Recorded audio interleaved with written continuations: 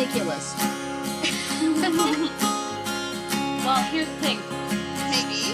Sometimes. Tell me about this. I want to know more. Oh, yeah. No. Holy cow. We've had a lot of fun. So you know that dentist appointment I talked about in our speed round a week or two ago, I'm actually going to that this very day. Make sure they have TV in the ceilings. Yeah, now I know what to look for, like, you know, what the gold standard of dental amenities is. I'm going to look out for that and ask them. This place sends brochures out in the mail about how great they are. I'm going to say, but do you have TVs in the ceiling? Exactly. I think it's a sign of, being aware of your customers' needs. I mean, who wants to sit in a chair and stare at the ceiling for 3 hours? Is there like a little channel changer in the armrest so you can...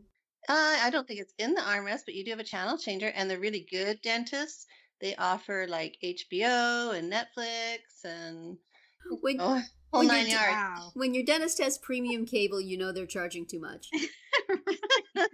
It's a handy guide. Wireless headphones. So they don't get in the way of what the dentist is trying to do. And might I mention, because I love talking about Canada. Okay. Is that they had TVs in the ceilings at my dentist's offices in Canada like 10 years ago. So I don't know what's going on with America, but y'all need to catch up. Yeah. Your dentist is listening to this.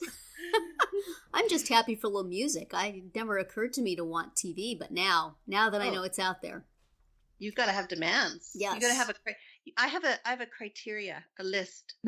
That's good. And I have to be able to change the channel though, because I don't want the news crawl going around over and over again. I do not like to watch news anyway. I don't want to watch it while I'm being worked on.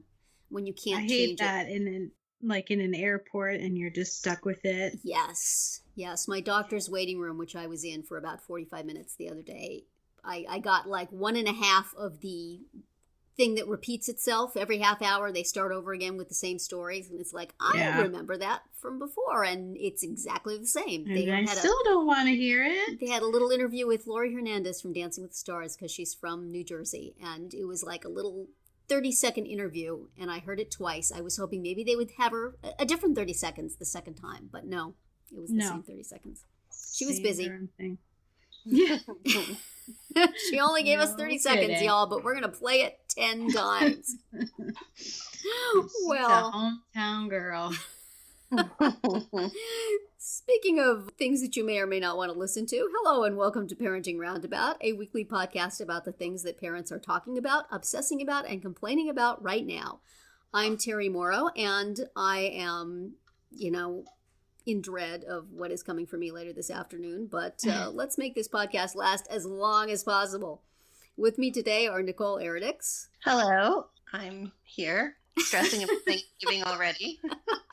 So I'm stressing about the dentist, you're stressing about Thanksgiving. Catherine, what are you stressing about? Catherine Haleko is here with us. Yes, I'm here. I'm going to go to Costco later today, and that's stressful. And I'm going to buy a turkey. Oh. Yes, our listeners are listening to this the day after Thanksgiving, but we are recording it before. So we still have that delightful festival of family togetherness to go that you all are recovering from. Today on the podcast, we're going to talk about special occasion pressure. Speaking of, we're going to discuss the start of the holiday shopping season on our Friday speed round.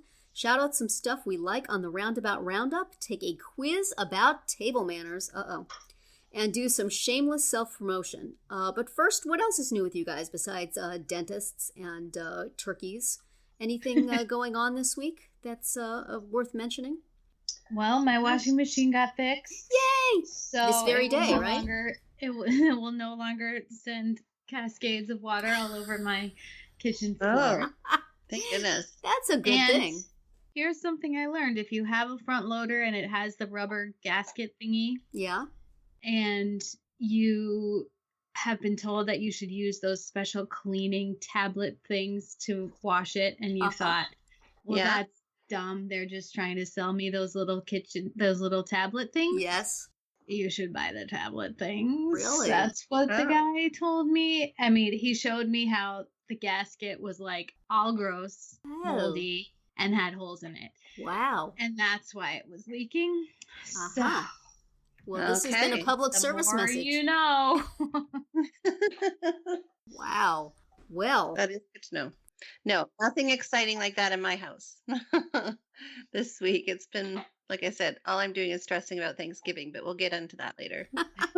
see, the washing machine suddenly blowing a gasket, so to speak, is the sort of thing that would have happened in my house, like right as the people were coming over for Thanksgiving. Right. Don't step there. It's damp. Especially since yours is in your kitchen, right? So that would really cause a problem. Yeah. On that note, Nicole, why don't you bring us into our first topic, as long as we're already stressing about holidays and applying everything to that? Well, it's interesting because my daughter was just telling me this morning that one of the girls in her group is organizing a Friendsgiving next week, just before Thanksgiving. So the Friendsgiving is where the group of them are going to get together and do a potluck Thanksgiving dinner, which is kind of cute, right? Yeah. And Yeah, except who has to make the food? I think, well, yeah, I guess that'll be me. I think it's kind of sweet. And actually, I'm kind of a little envious because Thanksgiving is always a big deal for me. And, well, actually, any celebration like Christmas and Easter, now that we live away from our family. Oh, yeah. So I feel this intense pressure to make it a picture perfect event like those Norman Rockwell pictures. And can't seem to reconcile with the fact that, you know what, it's okay if we don't have 40 people over for dinner and we're sitting around a big long table with, Martha Stewart decor and design. So I'm just trying to, I'm getting closer to being okay with just the four of us, and well, five, including my son's girlfriend, but there's still that gnawing, little piece of my brain that says, you're not doing it the right way. Yeah. You're not having the ultimate experience. You got to do it the way they show on TV and the way they advertise at Target. And, it's challenging. Yeah. And I never used to think about that when we lived back in Canada because we had family close by. So I took it for granted, really, is what I did. And now I know that the both of you have people that come over. So I guess this isn't an issue. Well, when I was growing up, we always had the big traditional things. We had some cousins that we did not see all during the year, but by golly, we saw them at Thanksgiving, and we saw them on Christmas Eve, and we saw them in Easter, and it was a big deal.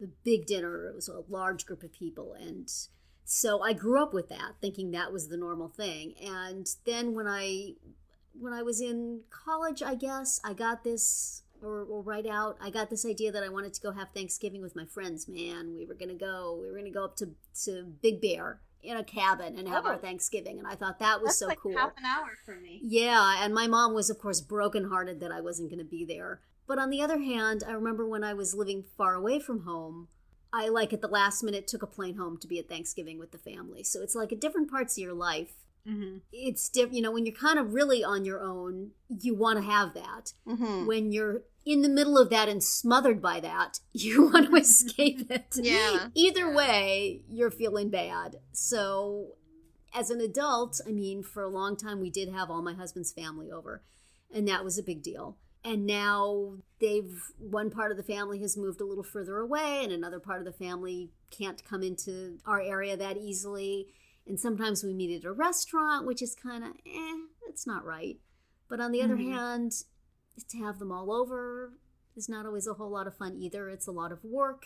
Yeah. So we're down this year. We're having just the four of us and a family friend, podcast fan, Mike. Hi, Mike.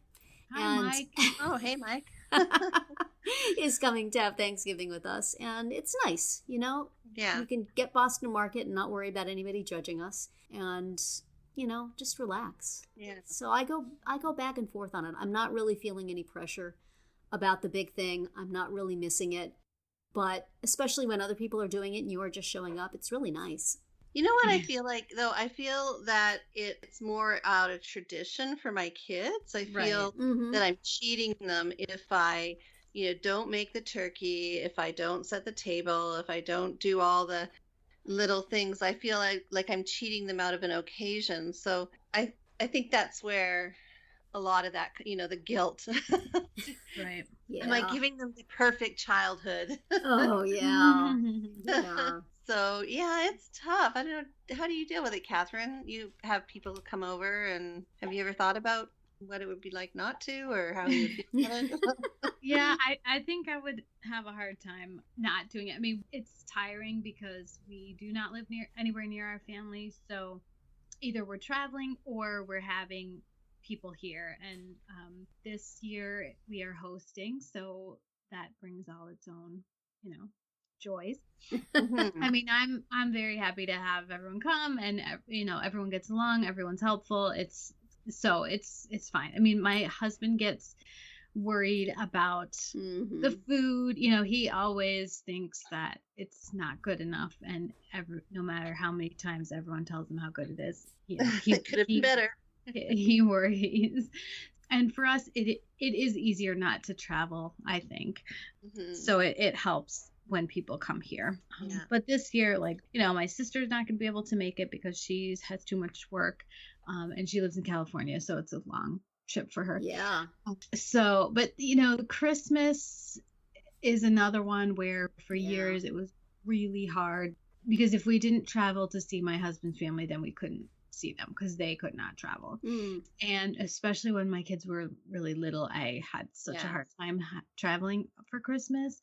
So now that they're older, it's a lot easier. And this year we are going to travel for Christmas, but we are driving.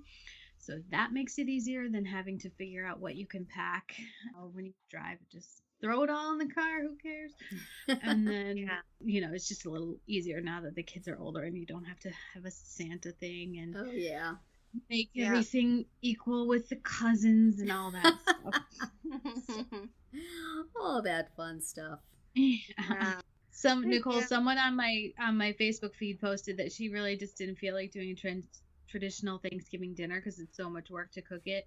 And a few people chimed in like, "Oh, we just have chili. We just have chili and eat pie and watch movies." So maybe just getting together for a meal is enough, and you don't have to do like the turkey and the sweet potatoes and all that stuff.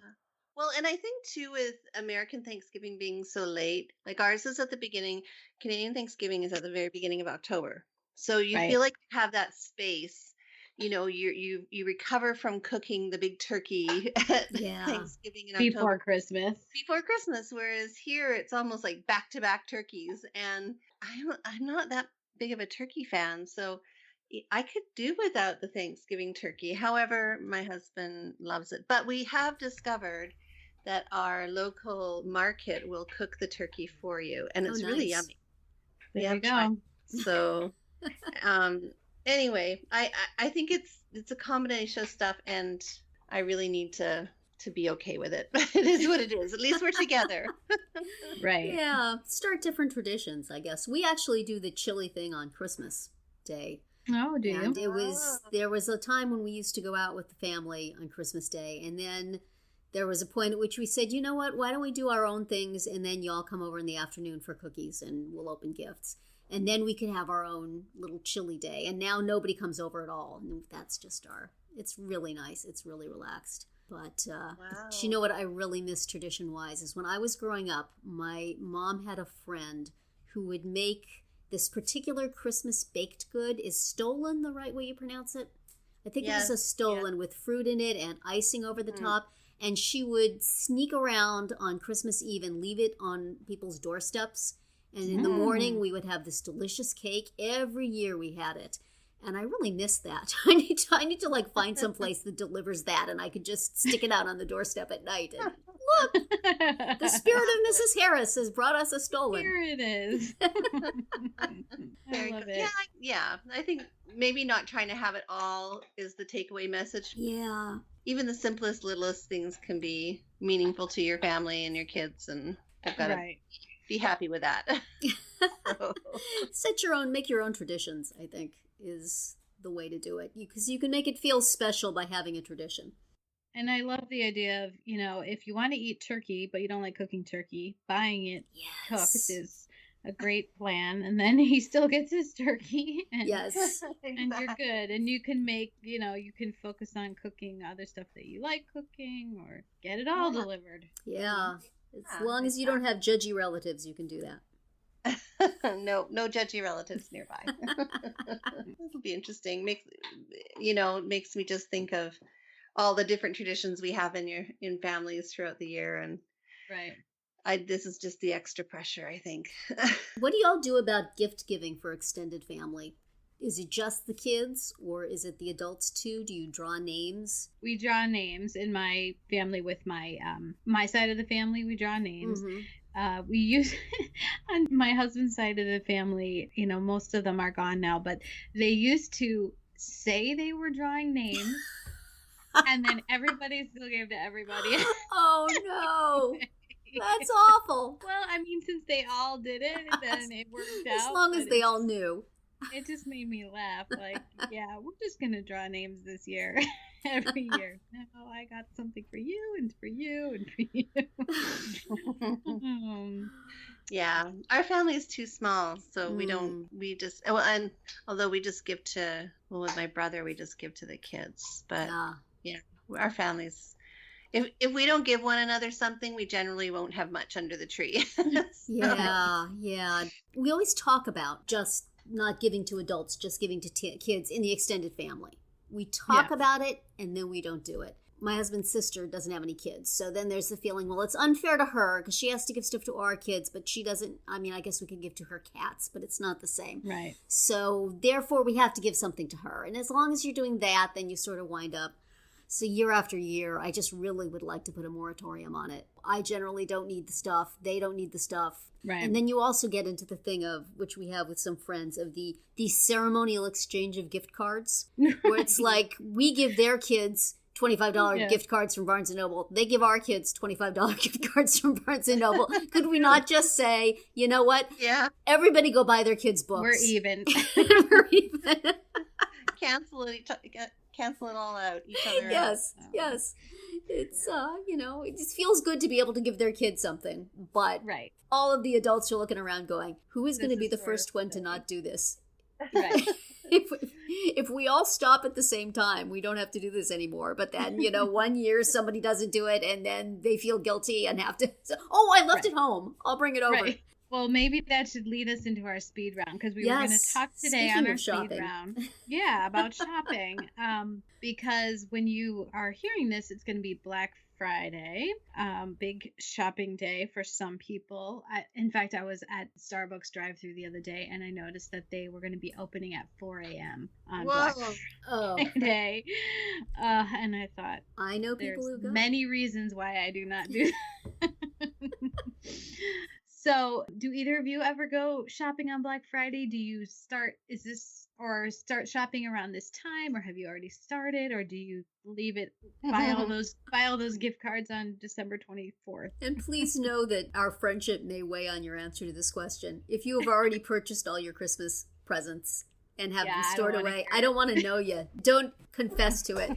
I am a last-minute shopper. So Terry's a last-minute person. Nicole, what about you? Yeah, I generally start on Black Friday. That's my start line, and then I go from there. Do you start like at the crack of dawn, or is it just like when I get up, sometime that day you'll go? Sometime that day. I'm not, because I'm not that competitive. I don't need to be there. At midnight. And then I generally do, I'll go out, see what's out there, not be impressed with it, come home and go online. Yeah. Now that they have the Black Friday stuff and the Cyber Monday, and they have that stuff online, I am a lot more happy to participate in it. Yeah. And it's all showing up like a week ahead of time. That's there are Black Friday sales starting now. The actual going to the store with the hordes of humanity, I personally don't want to do that. My sister-in-law does it, and God bless her. But at the same time, I have to say, I do not have a philosophical problem with it. I do not have a philosophical problem with stores being open on Thanksgiving. I think it's fine. I think to say that that's not okay assumes that everybody has A big family that they want to spend Thanksgiving with, and B, a big family that they want to spend Thanksgiving with. Maybe you want the excuse. Darn, this was fun. Thanks for the pie, but I got to go shopping. And maybe they want to be able to say, darn, I got to work. I cannot go spend 5 excruciating hours with you all. So I think it's fine. I don't have any objection to it. If people like it, if it beefs up the bottom line for the stores, go to it. I personally will not be there. Last year we had to go to the store on Thanksgiving Day because my son needed pants. And this is not the same year that my son was not wearing pants on purpose and screaming, I hate you, I hate you. A different This pants was issue. another time where he didn't have any pants that fit, that somehow he made the trip without any pants. This is a recurring so problem. We went and bought some corduroys on Thanksgiving Day at Kmart. And wasn't it nice that you could? Exactly, we needed to. So. Did you thank all those workers for giving up their holiday so that your kid could get corduroys? Exactly.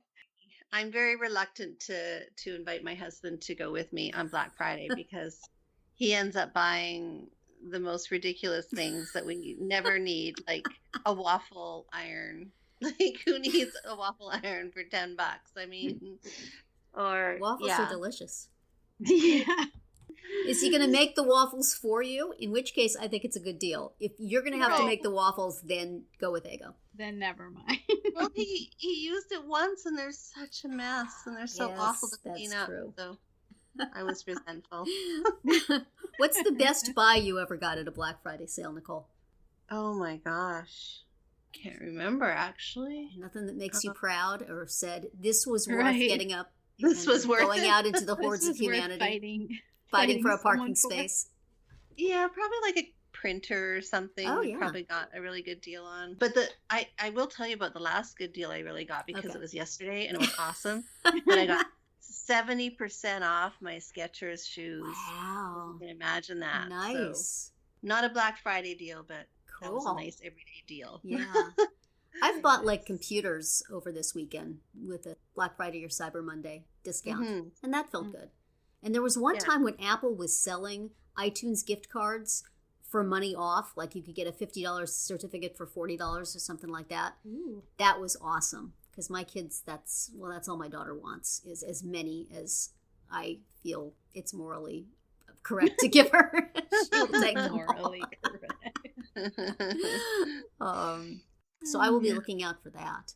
But it is fun to be able to just sit home and look at all the sales and get things and then wait for them. It is. You don't get that satisfaction of having the bag of stuff, though, that you can pour out and look at all the things that you purchased.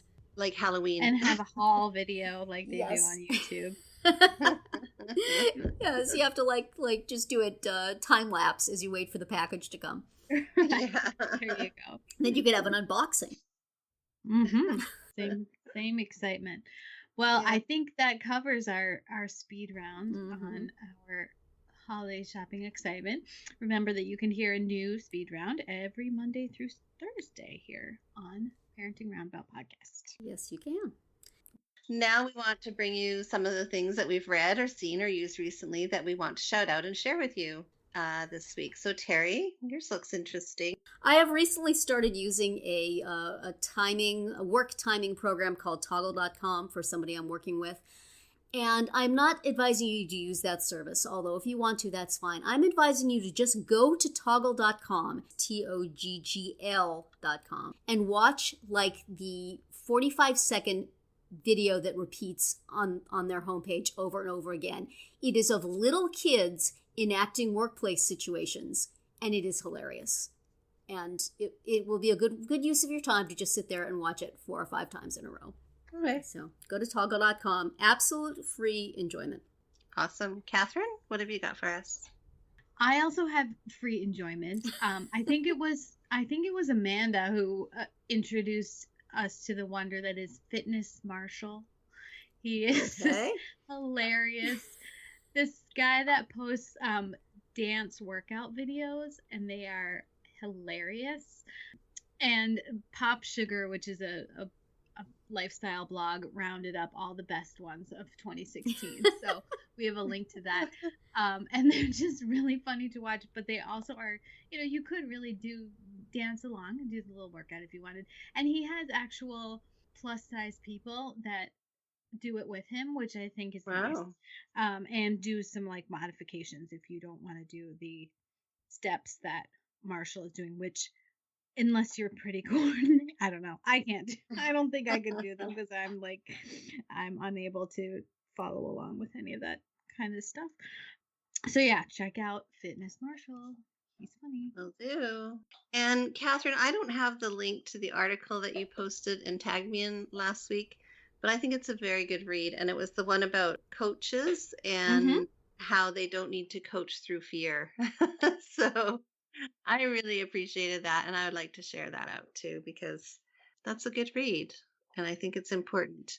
There's some behavior that you do not need to accept. So I don't even know. I can't even remember the name of the article, Catherine. So we'll get it. We'll have it in the show notes. Yeah.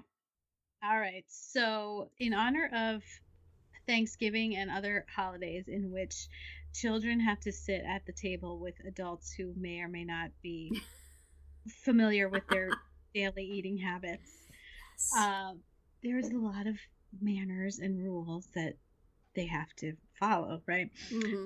So I took a look around in some corners of the internet to see what I could find about table manners, especially for kids, but even for adults, but kind of back in the day, like how have things changed or not? So I have some questions for you, and let's see how well you do. So according to, general etiquette and manners recommendations, before children come to the table, they should A, wash their hands, B, comb their hair, C, trim their fingernails, or D, wash their face. It's actually one of those is not recommended, but the other three were consistently urged upon them. Okay, so we're guessing the one that is not recommended? One that is not necessary. So it was wash your hands, comb your hair, wash your face, clip your fingernails. Yes. Have neat, tidy fingernails. And this was back in the day? I think wash your hands was omitted. Really? What do you think, Terri? I'm going to say wash your face. Nope. They were told to wash their hands, wash their face, comb their hair, but not. The fingernails was too obvious, and I thought, we're thinking too hard, Nicole.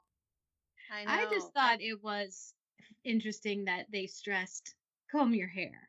I am not surprised at that at all, because my husband is the hair combing next to drink enough water. His second thing is, why is your hair not combed? Of my son, not my daughter so much, but he's constantly my son saying, why didn't you comb your hair? Your hair looks awful. Go comb your hair. He would fit right in these etiquette maidens. I thought it was all about appearances. Okay. Good one. Okay, so here's another list of things that kids should not do at the table, okay? And 3 of these are real, and 1 of them is made up. So the rules are, it's impolite for children to A, express their dislike of any of the food that is served. B, express their delight in any of the food served. C, take the last of any food. Or D, speak when they're spoken to. So these are things they're supposed to do or not supposed to do? They should not do. Which one of those is not real? Take the last of the food. Okay, Terri? I think they should speak when they're spoken to. Correct. So that one so should that be off. that one is the correct answer. That's man. They're allowed to speak when they're spoken to. But I thought it was interesting that some of the books said that it's not okay for them to say that they do like the food. Huh.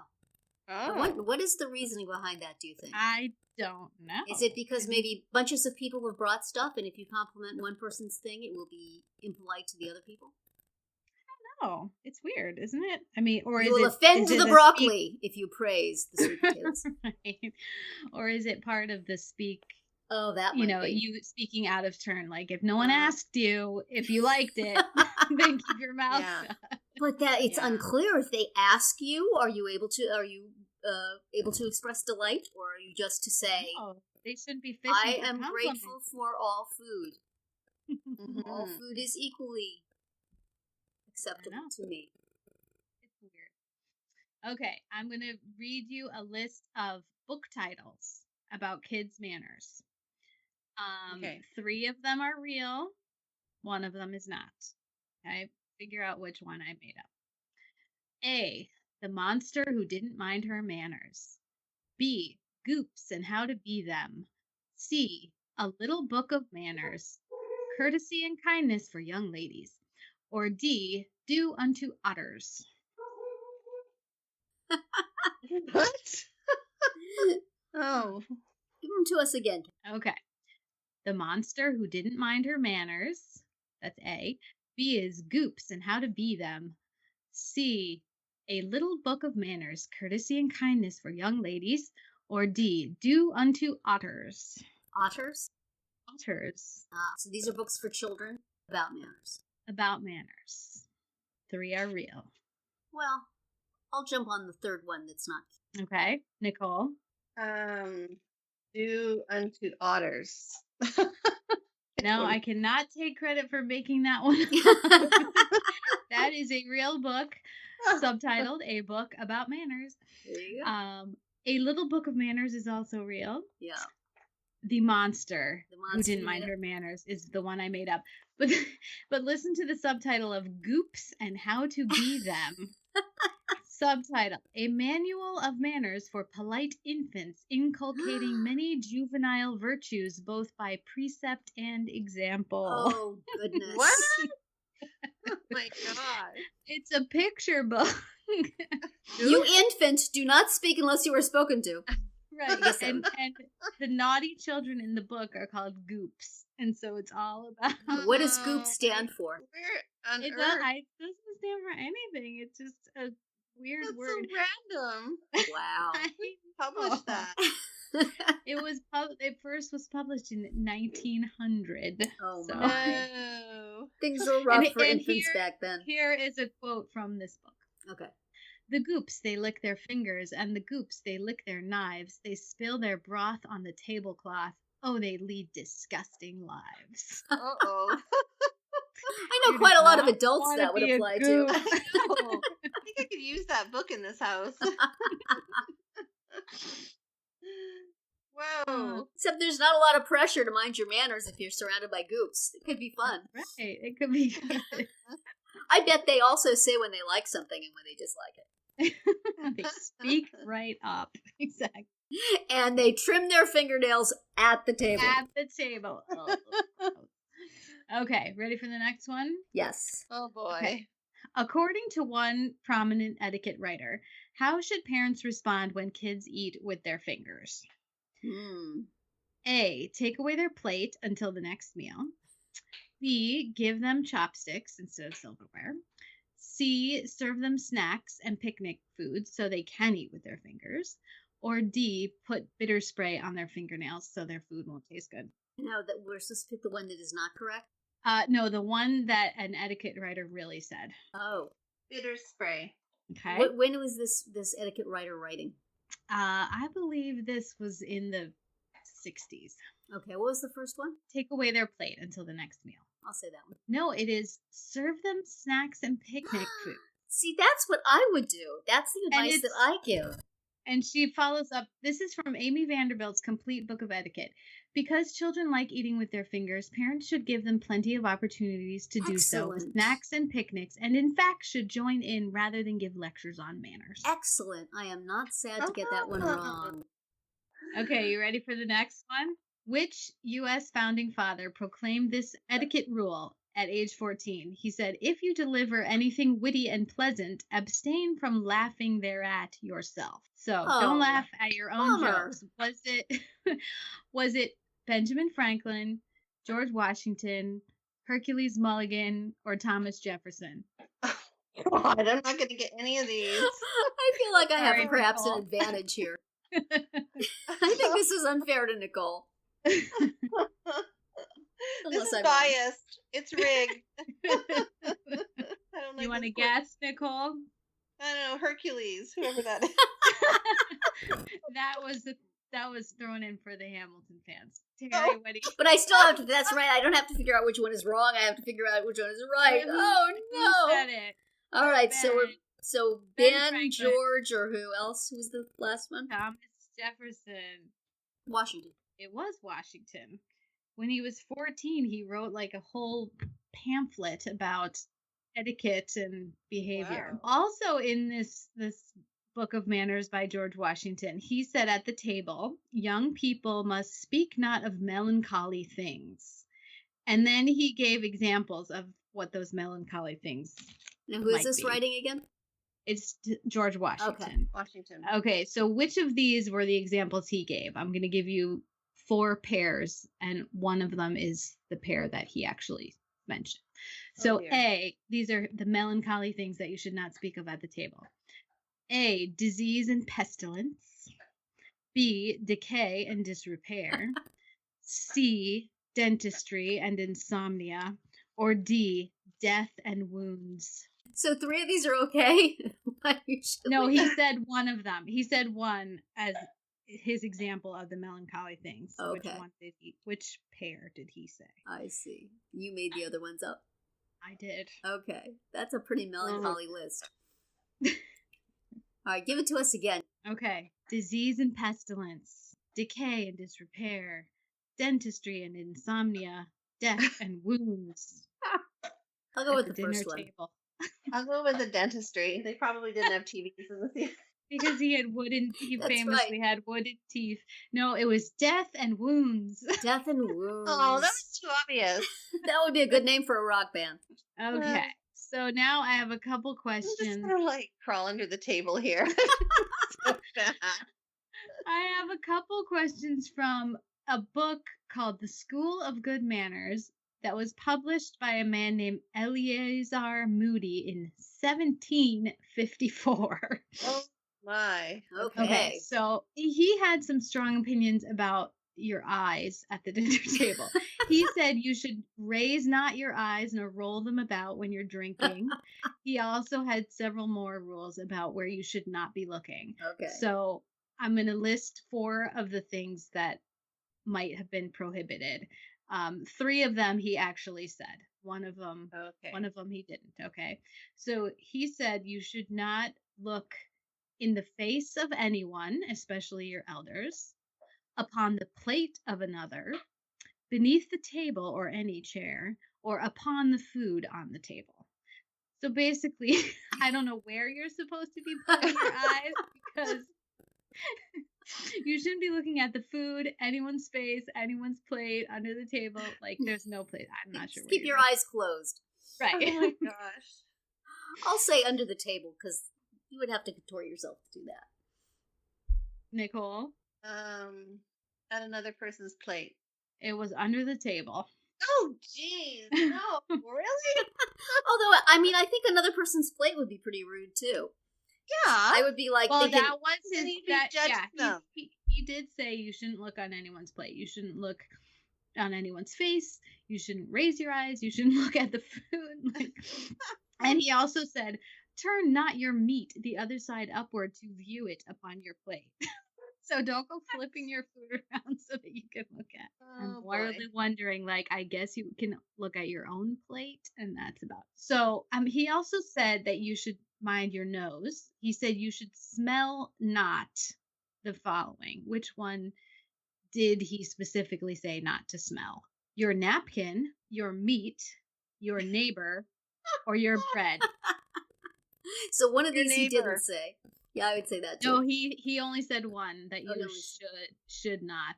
Which did he specifically prohibit? I'll still say neighbor because that would be very rude. Nick and Nicole, you're agreeing with that, right? Yeah. No, it was your meat. You should smell not your meat or put it to your nose. But you want to turn to the person next to you and go, "P.U. What the heck is that?" And that's fine. How much Axe body spray did you use, dude? No problems there. Weird. Perfectly quiet. Wow. Okay, one more, last one from Mr. Moody here. True or false, according to him?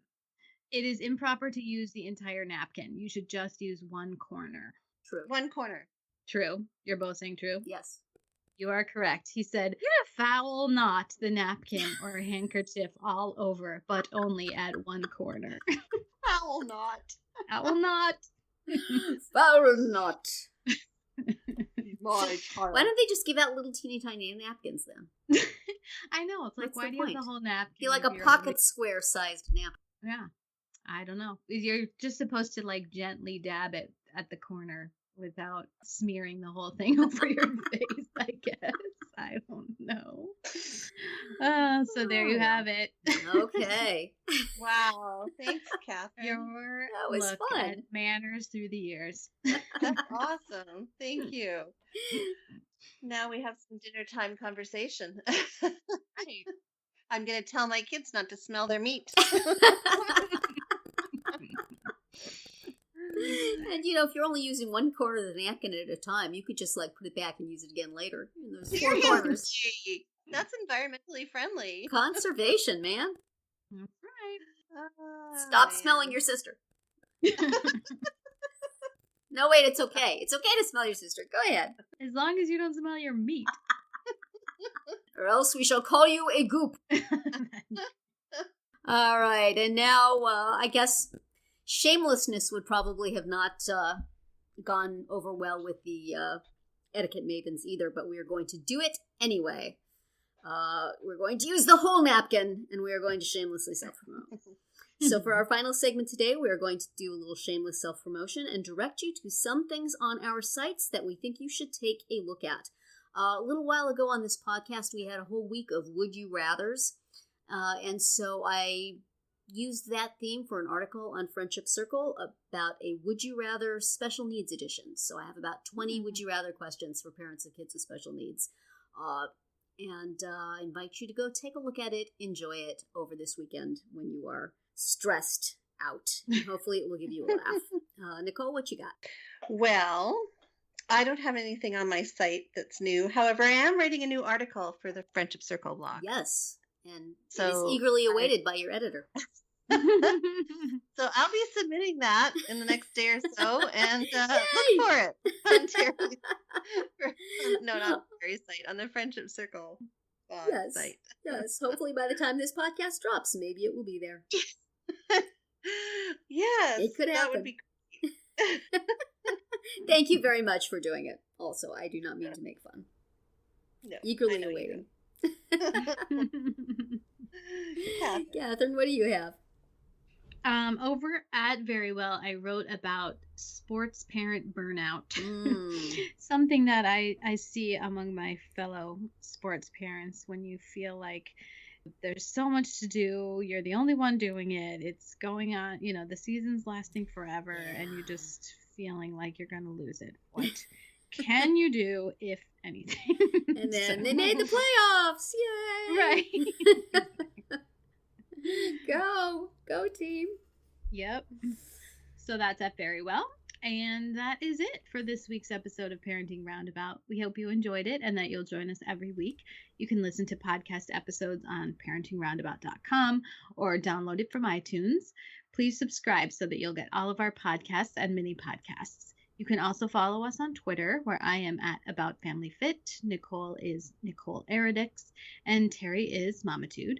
You can also follow the podcast on Twitter. That's at Roundabout Chat, and look for us on Facebook, Pinterest, Tumblr, YouTube, and Instagram too. Best of all, stop by our blog at parentingroundabout.com and read recaps, find links on all the stories we mentioned, and talk back in the comments. Thanks to John Morin for providing our in and out music, and I wish everyone a great week.